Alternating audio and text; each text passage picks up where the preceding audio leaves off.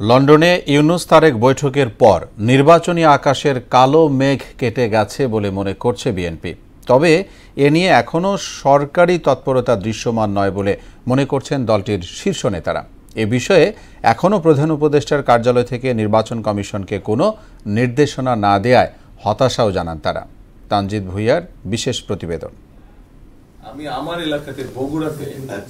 গত ১৩ জুন যুক্তরাজ্যের প্রধান উপদেষ্টা ডক্টর মোহাম্মদ ইউনুস ও বিএনপির ভারপ্রাপ্ত চেয়ারম্যান তারেক রহমানের বৈঠকের পর দেশে নির্বাচনের আমেজ শুরু হয়েছে। ফলে দেশের গণতন্ত্র আর জনগণের ভোটাধিকার ফিরে আসার পথে ধোঁয়াশা কেটে গেছে বলে মনে করছে বিএনপি। তবে সরকারের পক্ষ থেকে এখনও নির্বাচন কমিশনে কোনো নির্দেশনা না দেয়ায় হতাশ দলটি।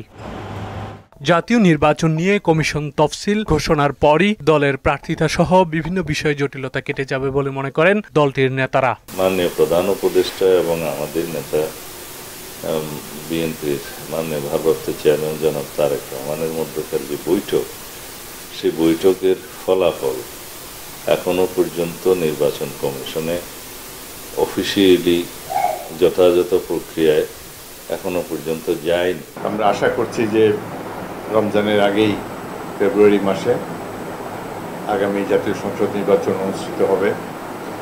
যখন এই নির্বাচন কমিশন যখন এই নির্বাচনের শিডিউল ঘোষণা করবে, তারপর বিএনপি প্রার্থী মনোনয়নের কার্যক্রম শুরু করবে। বিএনপি নির্বাচনমুখী মন্তব্য করে দলটি সবসময় অবাধ, সুষ্ঠু, গ্রহণযোগ্য নির্বাচনের জন্য প্রস্তুত বলেও জানান দলের শীর্ষ নেতারা। জনগণের মধ্যেও নিশ্চয়ই এরকম একটা আগ্রহ আছে যে অতি শিগগির বা আমাদের প্রত্যাশা আছে অতি শিগগির নির্বাচন কমিশনের সেই মেসেজটা যাবে প্রধান উপদেষ্টার কার্যালয় থেকে, ওনার পক্ষ থেকে। ইতিমধ্যে আমাদের চেয়ারম্যান কয়েকটি সার্ভে করছেন প্রার্থীদের জনপ্রিয়তার ব্যাপারে, তার কাছে রিপোর্ট আছে।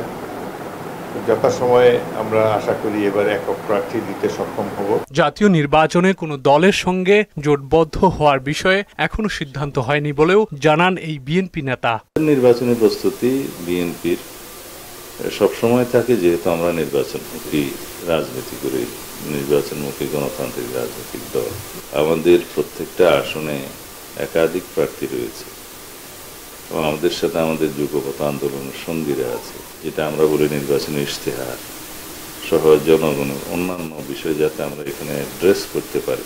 তবে বিএনপির যুগপৎ আন্দোলনে থাকা শরিকদের সঙ্গে নির্বাচনী জোটের বিষয়ে ইতিবাচক মনোভাবও প্রকাশ করেন বিএনপির স্থায়ী কমিটির সদস্য হাফিজ উদ্দিন আহমেদ। ফ্যাসিস্ট সরকারের বিরুদ্ধে যারা আন্দোলন করেছে নিশ্চয়ই তাদের মূল্যায়ন করা হবে। আমাদের চেয়ারম্যানও বলেছেন। তানজিদ ভুঁইয়া, মোহনা সংবাদ, ঢাকা।